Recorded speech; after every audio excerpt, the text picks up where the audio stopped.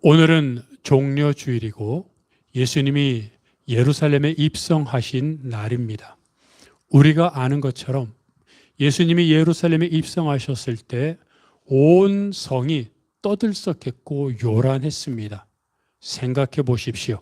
로마의 압제에 고난받고 신음하고 죽어가던 그때에 선지자가 나타났습니다. 근데 그 선지자가 어떤 사람입니까? 병든 자에게 안수하면 낫고 귀신을 향하여 명하면 쫓겨나고 심지어 물고기 2마리 보리떡 5개로 약 2만여 명을 먹이는 사람이었습니다. 들어보니 죽은 자도 다시 살렸다고 합니다. 이런 사람이 예루살렘에 입성한다는 말은 이제 세상이 변한다는 겁니다. 더 이상 로마의 지배를 받지 않아도 되고, 아픈 사람이 있습니까? 예수님 앞에 쭉 줄 서가지고 싹싹 낫고, 배고픈 사람이 있습니까? 기도만 하면 온 땅에 있는 사람들이 배불리 먹고, 죽은 사람이 있습니까? 손만 얹으면 다시 살아나고. 이게 뭡니까? 유토피아, 천국, 낙원입니다. 그러니 온 세상 사람들이 호산나, 우리를 구원하소서, 다윗의 자손이요, 이제 우리는 만세 행복만 우리에게 있다라고 그들이 외친 것도 정말로 그들이 갖고 있는 모든 마음의 표현이었습니다. 그런데 참 이상하죠. 그렇게 모든 사람의 환대와 환영과 열광 속에 입성했던 선지자가 불과 며칠 만에 그 시대에 가장 추악하고 참혹한 십자가에 달려 죽고 사람들은 그를 외면하고 있습니다. 이러니 얼마나 극적인 추락입니까? 어떻게 이런 일이 일어날 수 있습니까?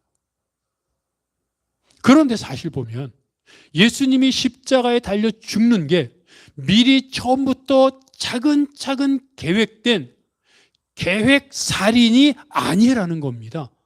이것은 갑작스럽게 일어난 일이었습니다. 원래 유대 지도자들은 예수님을 죽이고 싶어 했고 예수님을 없애버리려고 했지만 적어도 오늘 본문에 나오는 유월절만큼은 아니었습니다. 왜냐하면 유월절에는 온 예루살렘, 온 외국에 있는 사람도 다 모여들어서 사람들이 엄청나게 많은데 그 사람들이 예수를 선지자 메시아로 알고 있으니 그런 예수를 잡아다가 사형시키면 반란 폭동이 일어나지 않겠습니까? 그래서 그들이 다 돌아가고 나서 예루살렘이 조용해지면 그때 몰래 조용히 예수를 잡아서 없애려고 했던 겁니다.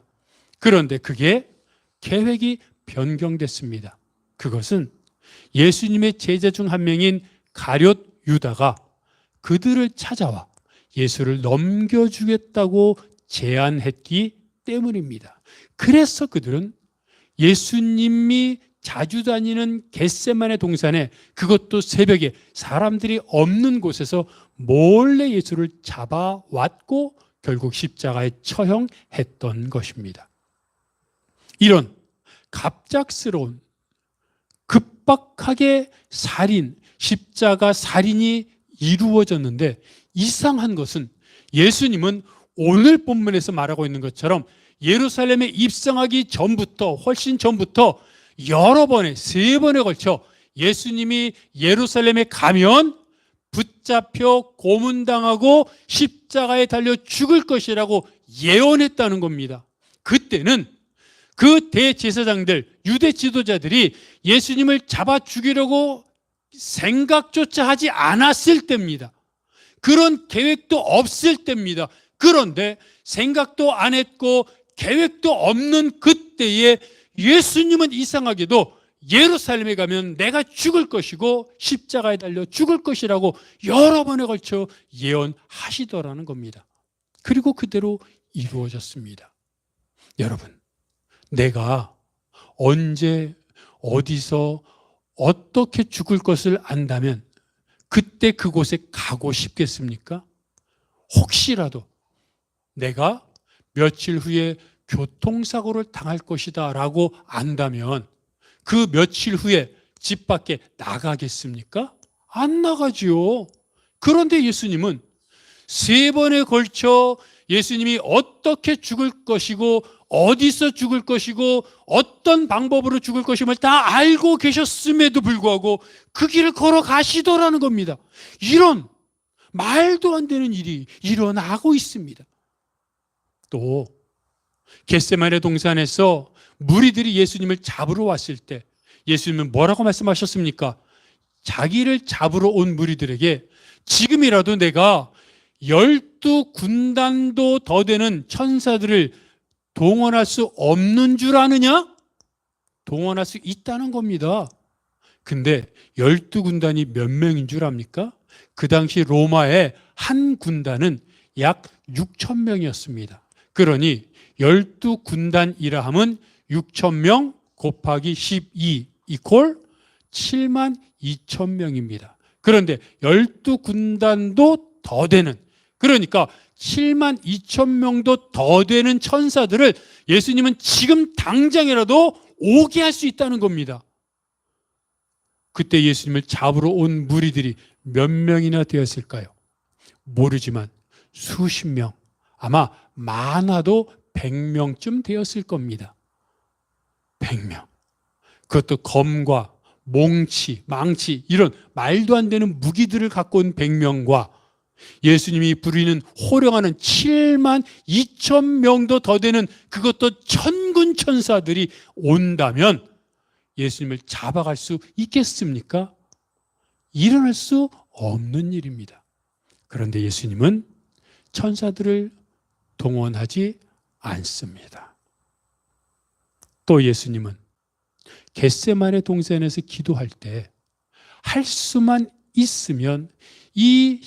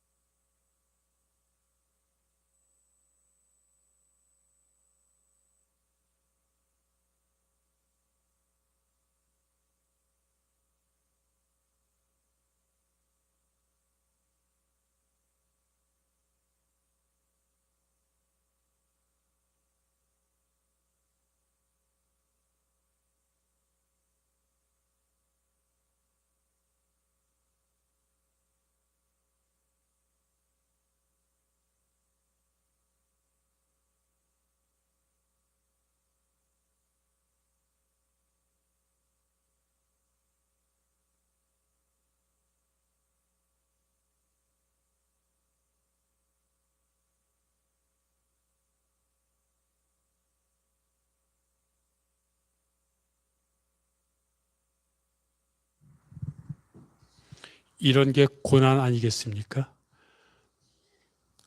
그런데 겟세마네 동산에서 기도하실 때 이 잔, 십자가의 잔을 할 수만 있다면 옮겨주라고, 십자가를 지지 않게 해달라고 기도했습니다. 그런데 결국에는 뭐라고 말씀하십니까? 내 뜻대로 하지 마시고 아버지의 뜻대로 해달라고 하나님께 모든 것을 맡깁니다. 예수님은 십자가를 지지 않을 수 있는 여러 번의 상황과 선택을 할 수 있었음에도 불구하고 십자가의 길을 묵묵히 걸어가신 것입니다. 십자가의 고통이 별것 아니었기 때문이 아닙니다. 이단들이 말하는 것처럼 예수님은 하나님의 아들이기 때문에 실제로 십자가 고통을 하나도 겪지 않았기 때문도 아닙니다. 예수님은 우리가 아는 것처럼 십자가를 생각하며 괴로워하였고 무척이나 힘들어했습니다. 그래서 요한복음 12장 27절은 이렇게 말합니다. 여러분 한번 읽어볼까요? 요한복음 12장 27절입니다. 시작.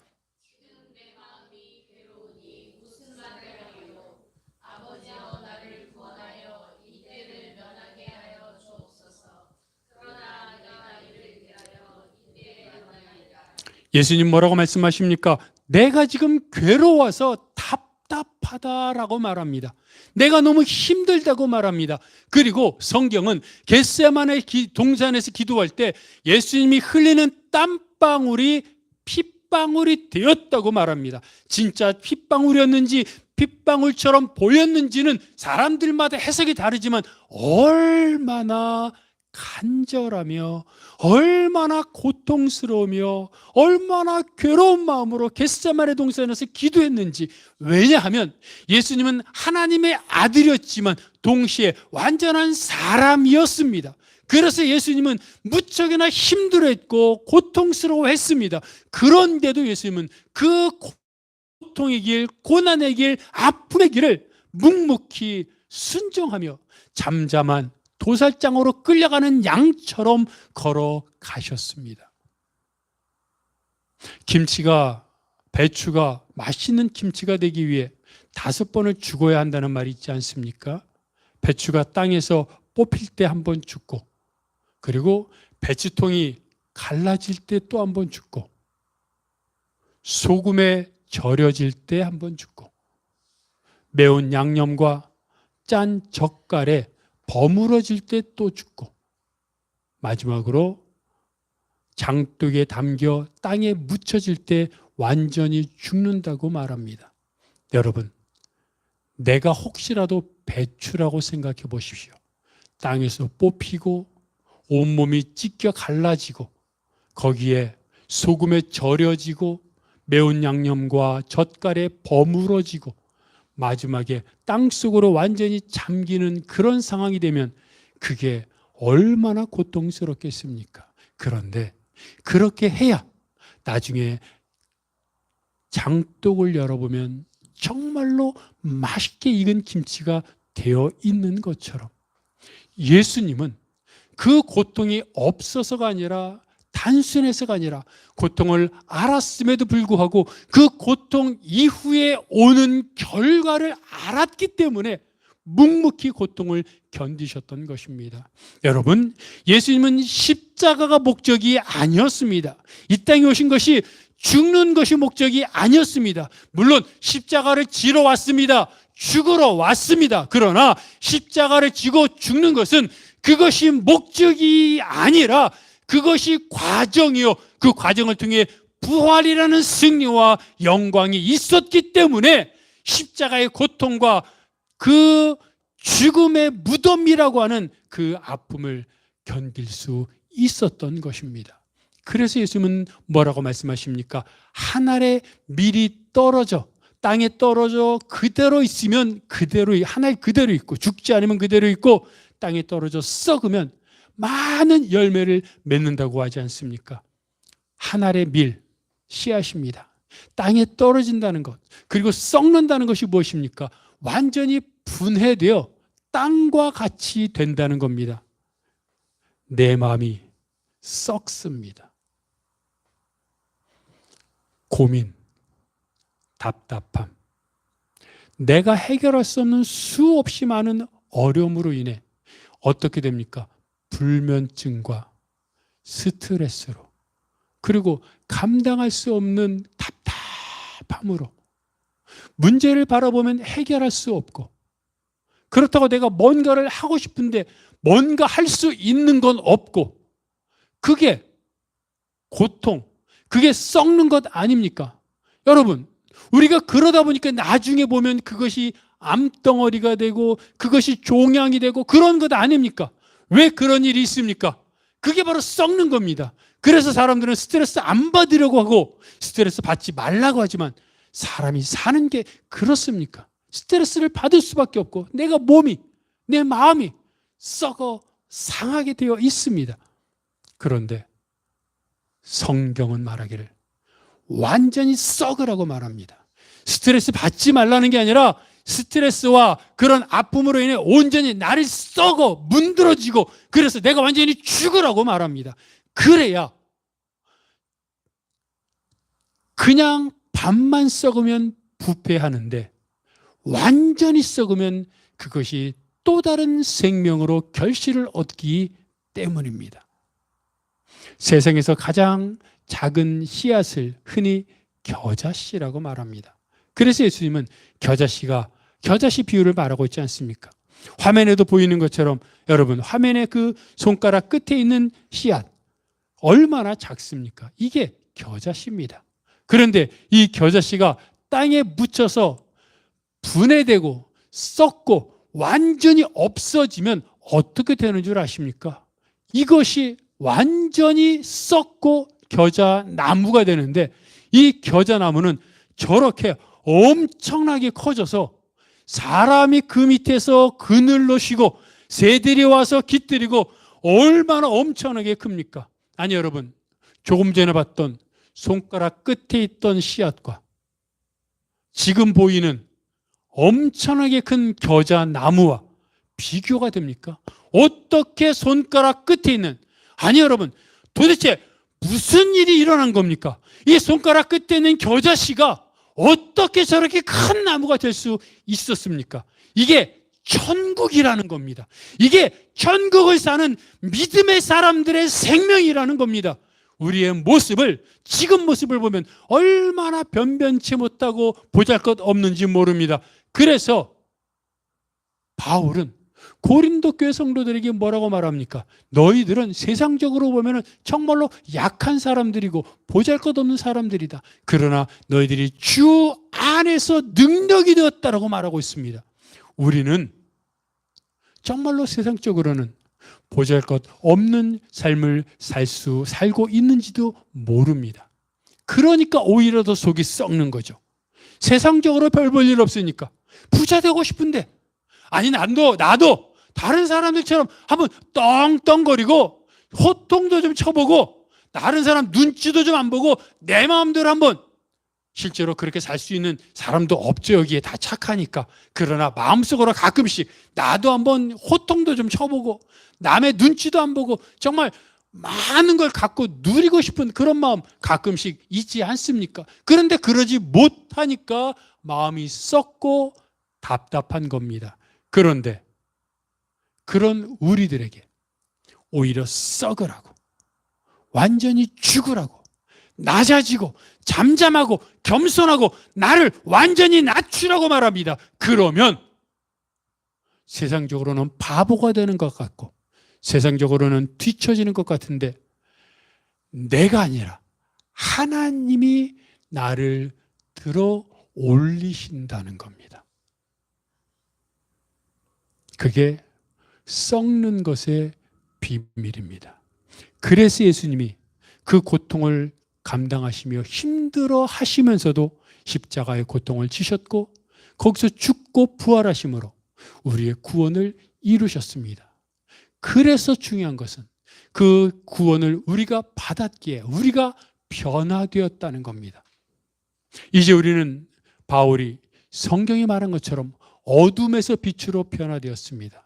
이제는 근심만 있었습니다. 걱정만 있었습니다. 그러나 지금도 걱정과 근심은 있지만 그것이 예수 그리스도의 은혜 안에서, 하나님 안에서 버티고 하나님 안에서 견디고 하나님 안에서 인내하면 그것이 결국 나에게 은혜와 능력과 열매로 다가옴을 우리는 믿음으로 인증하고 믿음으로 경험하며 살아가고 있습니다. 그것이 무엇입니까?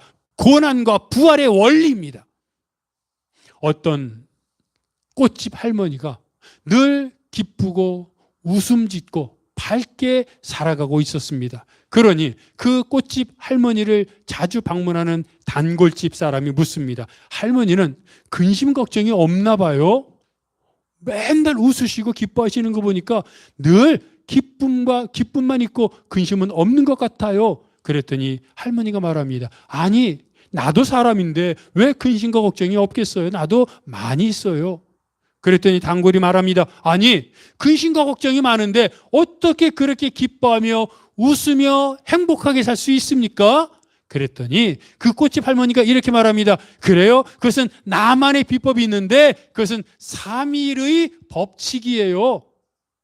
3일의 법칙이요? 그게 뭐죠? 할머니가 말합니다. 그것은요, 나에게 근심과 걱정이 닥치면 그것을 하나님 앞에 기도하고 하나님이 해결해 주실 것을 기다리며 3일을 견디는 겁니다. 예수님이 십자가에서 죽으신 후에 3일 후에 부활하셨던 것처럼 나도 나에게 십자가 같은 어려움이 있으면 그것을 하나님한테 맡기고 예수님이 부활하신 것 같은 3일을 견디고 하나님 앞에 나아가면 결국 하나님이 해결해 주시다라는 거예요. 그 할머니는 계속 말합니다. 문자적으로 정말 3일이 아니라 며칠이 더 걸릴 수도 있고 때로는 오래 걸리기도 했지만 결국 하나님이 부활시켜 주시고 해결해 주셨거든요. 그래서 나는 3일의 법칙을 믿고 그것 때문에 행복해하고 산답니다. 여러분, 우리가 하나님 앞에 구원을 받고 변한 것이 무엇인지 압니까? 외적인 건 하나도 변하지 않았습니다. 외적인 삶은 그대로입니다. 그러나 내 존재가 변했고 생각이 변했고 영혼이 변하였기에 이전에는 근심과 걱정이 있으면 아니, 어려운 일이 닥치기도 전에 이런 일이 있으면 어떻게 할까? 누가 나를 해코지하면 어떻게 할까? 이런 것 때문에 잠 못 이뤘다면 이제는 나에게 어려움과 걱정이 있어도 그것 때문에 예수님이 예루살렘을 향하여 힘들어하며 묵묵히 걸어갔던 것처럼 나도 그렇게 걸어가곤 하지만 그리고 십자가에서 예수님이 힘들어하시는 그 6시간을 견뎠던 것처럼 나도 죽음과 같은 힘든 6시간을 견디기도 하지만 결국 무덤에서의 3일의 기간이 끝나고 나면 하나님이 해결해 주시다라는 겁니다. 여러분, 그것이 우리에게 주시는 은혜가 그 십자가는 고난이지만 그 고난의 십자가를 믿음으로 이기고 견디면 십자가 후에는 반드시 필연적으로 무조건 부활의 영광이 온다는 겁니다. 그걸 내가 믿을 때, 그걸 경험할 때, 꽃집 할머니처럼 그걸 내가 경험하고 나면 어려움이 닥쳐도 내 가족들에게 나에게 질병과 물질과 또 여러 가지 많은 관계와 이런 것들로 인해 어려움이 닥쳐도 그런 부활의 경험을 하고 나면 더 이상 두렵지 않습니다. 왜요? 3일만 지나면 하나님이 부활시켜 줄 것이기 때문입니다. 나는 못합니다. 내가 어떻게 다시 살아납니까? 다른 사람도 못합니다. 자기 앞길 살아가기 바쁜 사람들이 어떻게 나까지 챙겨주겠습니까? 내 것까지 가져가지는 않으면 다행이지요. 그러나 사람들이 하는 것이 아니라 내가 하는 것이 아니라 하나님이 예수님을 살려주셨던 것처럼 하나님이 내 모든 문제를 해결해 주실 것이기에 그 문제 앞에 나를 던져놓고 기다리면 그것이 바로 부활로 회복된다는 겁니다. 탕자의 비유에 나오는 둘째 아들을 생각해 보십시오. 그는 언제 아버지를 생각하고 돌아갔습니까? 역설적이게도 큰 흉년이 일어났기 때문입니다. 큰 흉년 때문에 죽을 위기에 닥치자 먹을 것이 없어 이제는 죽겠구나라고 생각하자 그때 떠올랐던 머릿속에 저절로 떠오른 것이 아버지입니다. 그전까지는 아버지를 피해 도망쳤고 아버지로부터 멀리 떠나는 게 자기가 가장 행복하다고 생각했습니다. 그런데 그 자기가 행복하다고 생각했던 모든 것이 다 사라지고 더 이상 자기가 행복할 수 없고 죽음밖에 남는 것이 없다는 생각이 들었을 때 비로소 아버지가 머릿속에 떠올려진 겁니다. 그가 큰 흉년으로 인해 살려고 얼마나 많은 생각을 했겠습니까? 성경은 그가 큰 흉년이 나니까 곧바로 아버지를 생각한 것처럼 기록하고 있지만 사실은 그렇지 않습니다. 그는 아마도 자기가 돈을 갖고 있을 때 자기가 도와줬던 사람들을 찾아갔을 겁니다. 자기가 돈이 있을 때 함께 어울렸던 사람들을 찾아갔을 겁니다. 이 정도 사람이면 내가 은혜를 베풀었으니 내가 많이 도와줬으니 나랑 친했으니 나를 도와주겠지, 한 끼 밥은 그리고 나에게 일자리는 챙겨주겠지라고 찾아갔을 겁니다. 하지만 워낙 큰 흉년이었기에 또는 사람들이 원래 그런 것처럼 죽을 지경에 있는 아들을 다 외면했고 돌보지 않았습니다. 그게 세상입니다. 그게 사회입니다. 그런데 바로 그때 이제는 세상도 사회도 내가 믿었던 누구도 아무도 없이 이제 이대로 굶어 죽는구나 생각할 때 아버지가 생각났고, 그리고 살아있는 아버지에게 유산을 달라고 해서 도망쳤던 자신의 잘못과 죄가 생각났고, 그래서 아버지에게 돌아가야겠다고 깨달았던 것입니다. 무엇입니까? 그래도 자기가 죄를 졌으니 아버지를 찾아가면 아버지가 안 받아줄 거야 라고 생각했으면 찾아갔겠습니까? 그래도 아버지가 받아줄 것이라는 믿음이 있었기 때문에 찾아간 겁니다. 바로 그것입니다. 나에게 큰 흉년이 닥칩니다. 큰 환난이 닥칩니다.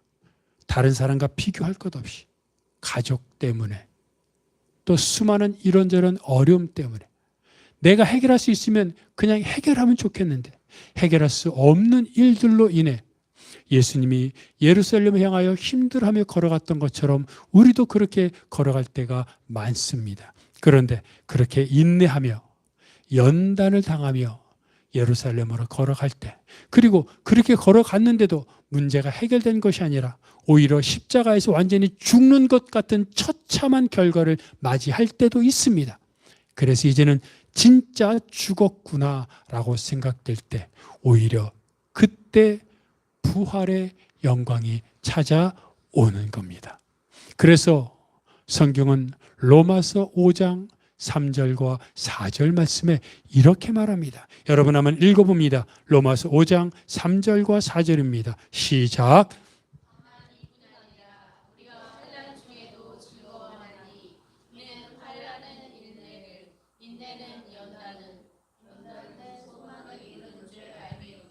뭐라고 말하고 있습니까? 우리가 환난 중에도 즐거워한다고 말합니다. 여러분, 환난이 즐거운 게 아닙니다. 그래서 환난 중에도 즐거워한다고 말한 겁니다. 이게 믿지 않는 사람들에게 말한 것이 아니라 로마에 있는 성도들에게 말한 겁니다. 예수 믿는 사람들에게 말하는 겁니다. 예수 믿는 사람들은 환난 중에도 즐거워한다. 왜입니까? 환난이 어떻게 즐겁습니까? 고통이 어떻게 즐겁습니까? 내가 지금 그 문제로 불면증과 스트레스로 인해 밥맛도 없고 죽을 것 같은데 온몸이 쓰리고 아픈데 어떻게 즐거워합니까? 근데 바울은 말합니다. 환난은 인내를, 인내는 연단을, 연단은 소망을 이루는 줄 알기 때문입니다. 예수 그리스도처럼 하나님 앞에 나아가 인내하는 겁니다. 그 3일의 기간, 진짜 3일일 수 있습니다. 아니 하루일 수도 있습니다. 아니 3달일 수도 있습니다. 하지만 중요한 건 그것이 하루일지 3일일지 3달일지 아니면 길게 잡아서 3년일지 그것도 모르지만 분명한 것은 그 영적인 3일 후에는 반드시 부활이 오기에 그것을 경험한 꽃집 할머니처럼 우리는 그래서 환난을 만나도 환난 중에 예수님이 힘들었던 것처럼 예수님도 사흘 후에 부활한다는 것을 알지 않았습니까? 그러니까 사흘 후에 부활한다는 것을 알아서 그럼 예수님이 환난 중에 기뻐했습니까? 힘들었죠. 그러나 그럼에도 평안을 누릴 수 있었던 것처럼 우리도 사흘 후에 부활한다는 것을, 우리가 문제가 해결된다는 것을 알기에 지금은 속이 쓰리고 답답하고 잠 못 이루고 사람들로부터 온갖 모멸과 아픔과 상처를 받아도 기도하며 기도하는 중에도 울고 엉엉 울고 대성통곡해도 결국 그 기간이 인내고 연단이고 그 기간을 통해서 소망을 이루는 것처럼 그 기간이 지나면 3일이 지나면 하나님이 해결해 주실 것을 믿기에 여러분, 예수님이 힘들어하면서도 예루살렘에 걸어갔던 것처럼 우리도 우리를 힘들게 하는, 나를 힘들게 하는 문제가 있어도 그 힘들어하면서도 문제 앞으로 회피하지 말고 문제 앞으로 걸어가되 단 하나님을 믿는 믿음을 갖고 한 걸음 한 걸음 걸어갈 때 시간이 흘러 하루가 지나고 이틀이 지나고 마지막 어둠이 짙을 때 오히려 더 마지막 해가 밝기 전에 어둠이 더 짙다고 말하는 것처럼 그 십자가의 고통을 우리가 견딜 때 믿음을 저버리지 않고 하나님 앞에 나아갈 때 하나님이 우리의 문제를 해결해 주시고 응답하시고 부활의 소망을 주실 것을 믿고 지금 힘들지만 지금 예루살렘을 향해 걸어가는 예수님이 내가 힘들다 했던 것처럼 나도 힘들지만 사흘 후에 부활의 기쁨을 누릴 것을 알기에 지금 힘들어도 내가 찬양하며 힘들어도 기도하며 힘들어도 섬기며 힘들어도 주님 손 꼭 잡겠습니다 하는 그런 심정을 갖고 고난 앞에서도 부활의 소망을 바라보며 믿음으로 승리하는 여러분이 되시기를 축복합니다. 이 시간 다 함께 일어나셔서 말씀을 기억하면서 이제 내가 살아도 죽어도 주를 위해 살고 주를 위해 죽겠습니다. 주여 나를 도우소서. 함께 찬양합니다.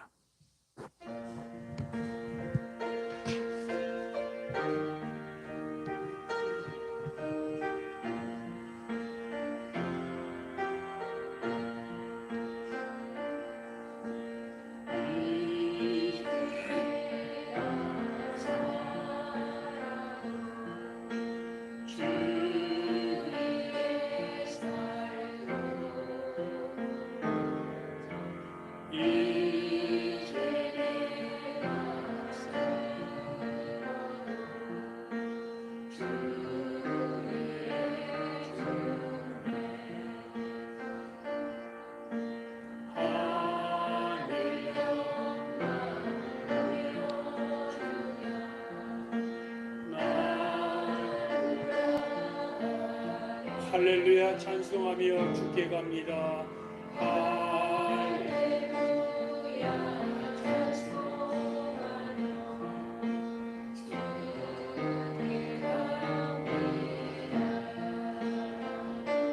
그러므로 나는 사나 죽으나 주님의 것이요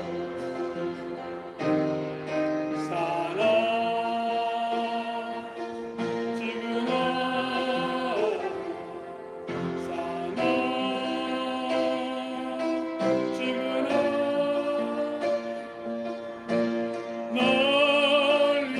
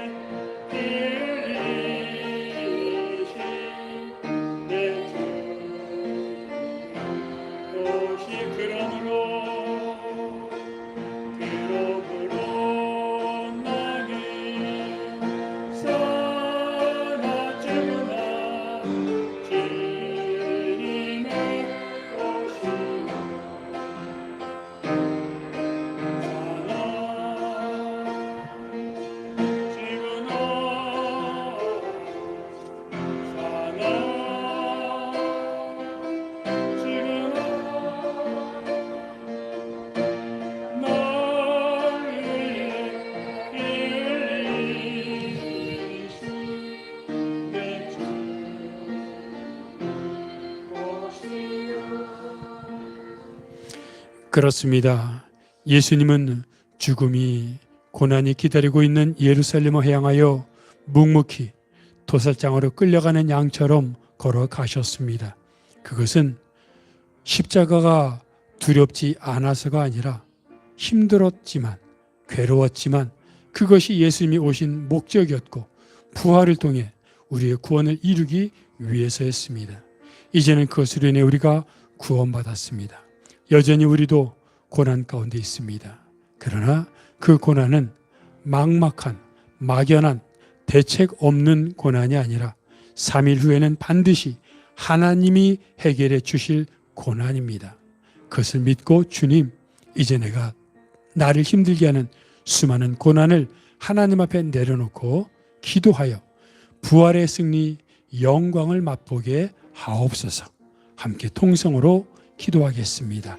하나님 아버지, 십자가를 지시기 위해 부활의 영광을 알고 걸어가셨던 주님을 기억합니다.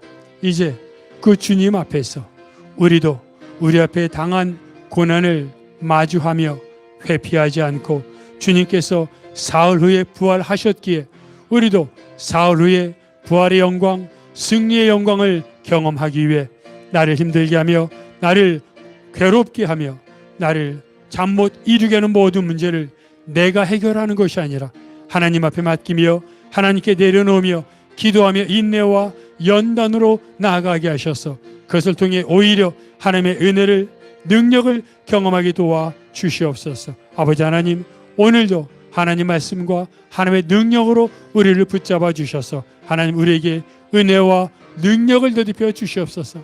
하나님 감사합니다. 예수 그리스도를 이 땅에 보내주셔서 감사합니다. 예수님, 우리를 십자가 달려 돌아가셔서 감사합니다.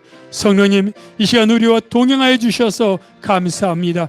이제 삼위일체 하나님과 우리가 날마다 이 땅을 걸어가며 온갖 걱정과 근심, 문제 속에서도 감사와 기쁨으로 살아가는 성도들이 되게 하여 주시옵소서.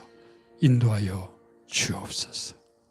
하나님, 십자가 앞에서도 묵묵히 예루살렘으로 걸어갔던 예수님처럼 나를 힘들게 하는 아픔, 괴로움, 걱정, 또 수없이 나를 찌르는 아픔 속에서도 예수 그리스도의 고난을 묵상하며 나도 십자가를 져 사흘 후에 부활, 승리의 영광을 경험하는 성도들이 되게 하여 주옵소서. 이 모든 것 예수 그리스도의 이름으로 기도하오며 이제는 우리 주 예수 그리스도의 은혜와 아버지 하나님의 사랑하심과 성령님의 교통하심이 예수 그리스도의 고난을 기억하며 주여 나도 그 고난에 동참하며 고난에 동참하여 부활을 경험하는 믿음의 사람이 되겠다고 결단하는 모든 성도들 머리 위에 그들의 가족과 기도 제목 위에 사역 위에 이 교회 이민족 온 세계 복음화 위에 영원토록 함께 하옵시기를 간절히 축원하옵나이다. 아멘.